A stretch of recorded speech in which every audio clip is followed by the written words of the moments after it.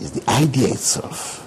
If it's well thought through your thought process, the application and the expression of such knowledge becomes easier when every parameter of the practicality of it has been put into place. Most young people who want to start out in business think the biggest obstacle is acquiring capital. Fear of the unknown. Fear of the unknown. How can they circumvent this? There's a new course called Product Design, Stanford University in San Francisco. It's all about innovations, creativity. And a young boy designed an iPad stand. It is unprecedented. Before he did it, he was scared of getting the capital to do it. But as soon as he designed it and the product came out, he was able to, address certain part of the media and look, I have this product and these are the uses. The amount of resources he got tripled what he had expected to get. But initially he was scared that he might not be able to raise capital for it. So it's about creativity, developing that mind of yours to develop an idea to an extent that is acceptable by the society. Don't forget, innovation in designing a product is for the use and the applicability of people, environment, and communities. So once people know that this product will be useful to my life, the banks or finance will just come rolling in because they know that it's important to the society. So you talked about education a while ago. What can we do to revamp the educational sector in Nigeria such that we don't have to send these children out so young? Infrastructure. Well, send this many children out so young. So young. Some will still go, but infrastructure. The quality of teachers should be examined. You saw the case in Edo State where a teacher could not actually read his own certificate. What kind of knowledge would that teacher impart? How did he get the certificate in the first place? I don't know. It took the comrade governor to be able to fish such a person out with their eagle eyes, fish them out. They abound around the society. They're there. So the quality of teachers should be examined, and the infrastructure for these teachers. My office does what they call school desk, at least for the comfort of the students. They need it. You don't expect students to sit on cement block to study for 8 hours or 5 hours. It is unbearable. What can that child study? Secondly, readership. Where are the libraries? I remember as a little boy, we used to go to public libraries, borrow books, read and return.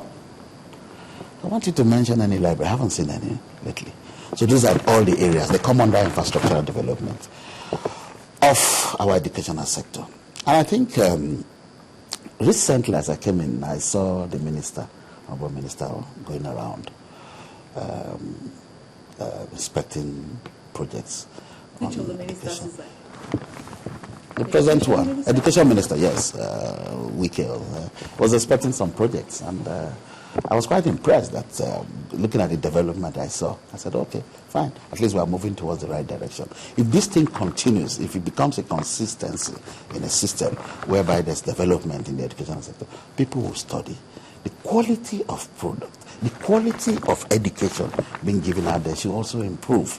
People will study. If I go into, even in Oxford University, there are some lectures that are boring.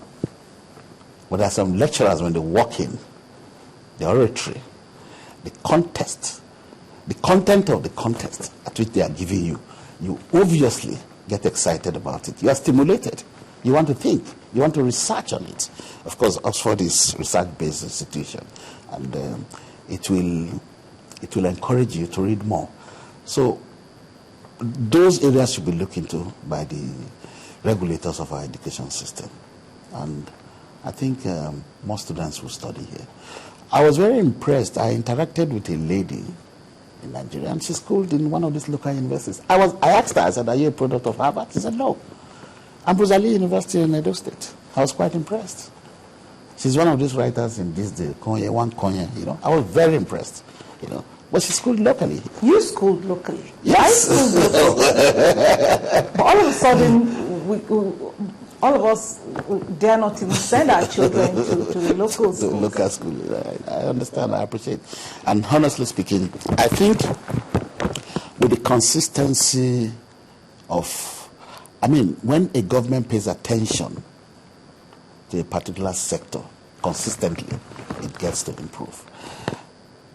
Like I said, infrastructure is one, and the quality of teachers out there now should be looked at.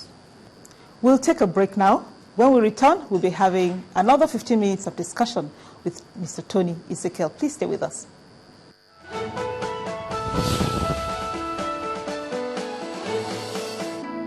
From one nation to another, there must be a meeting point. Their ideas may be different, but they must work to agree on what's best for the people. Diplomatic Channel untangles the discussions to bring out what's really important. Because it is our world, and it's our right to know how their decisions affect us.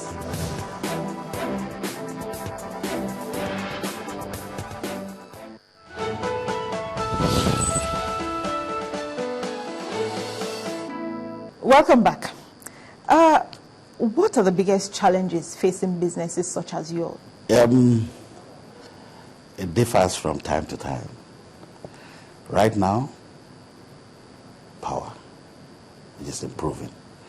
It all falls under, we already have the basic structures on ground. We already have a running concern. It's manufacturing. But the amount of money you spend in power is enormous. But having said that, as power is improving, there's another threat to the market, which is the entrance of bad products from the Asian world. There's this market they call Alaba market. My boys know they go there and you buy things. Sorry, the Dubai market also. They bring in things here. Furniture, for example. These are substandards. I'd had to buy a product just to show a client compared to ours. As he sat on the product, it collapsed. I proved to him that a locally manufactured product, not that it's only durable, it is an adapted, designed product for his use. As Africans, Nigerians, we're big people. A Chinese man would design furniture for himself. The weight of that Chinese man is not as much as the weight of a Nigerian. So you sit on that chair and it collapses and you'll be complaining, but I just bought this furniture. How come? Yes, look at the quality and the standard of product you have purchased as compared to the locally manufactured one that is manufactured locally with the ruggedness of our terrain in the appreciation, for the appreciation of you and your use. That is another threat in the market. And of course, there are some non-market policies that affects businesses in Nigeria. You were one of those who agitated for the introduction of the ban on furniture importation. But since then, the government has banned importation and lifted the ban. And how does all of this policy somersault affect your business? As at the time that the government banned importation of furniture, the government needed to protect the local industry, which it did to an extent. When it was unbanned, to me it was fine because I needed to compete internationally, globally. Let the world see our product and let people bring things from India or from Italy and compare to my locally produced things. In terms of price, I could be better because of my cheap labor. In terms of durability, I could be better. In terms of aesthetics, I could be better. So I didn't really mind, and we've been playing the game the same way.